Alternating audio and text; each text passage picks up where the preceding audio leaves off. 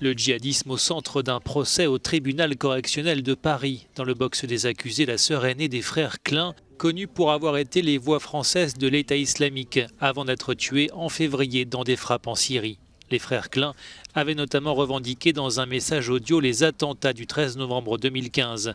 Leur sœur est accusée d'avoir tenté de les rejoindre en Syrie, mais avait été interceptée avant de pouvoir franchir la frontière. Ce procès s'ajoute à d'autres affaires judiciaires en France centrées autour de la question du djihad. Un homme de 27 ans est ainsi jugé en ce moment à Paris pour avoir tenté de tuer 2 surveillants il y a 3 ans dans une prison de la région parisienne. Attentat qui avait poussé l'administration pénitentiaire à repenser le traitement des détenus radicalisés en France. Autre procès, il y a un mois, celui de 2 femmes djihadistes qui avaient tenté de faire exploser une voiture remplie de bonbonnes de gaz près de Notre-Dame de Paris. Les accusés ont écopé de peines de 25 et 30 ans de prison. Mais le procès le plus important prévu en 2021 portera sur les attentats du 13 novembre.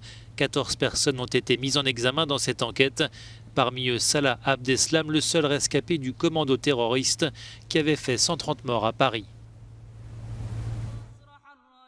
Selon des chiffres communiqués l'an passé par la Direction générale de la sécurité intérieure, 1700 Français ont rejoint les rangs de l'État islamique en Syrie et en Irak. 300 d'entre eux y ont trouvé la mort. Autre chiffre, celui des rapatriements.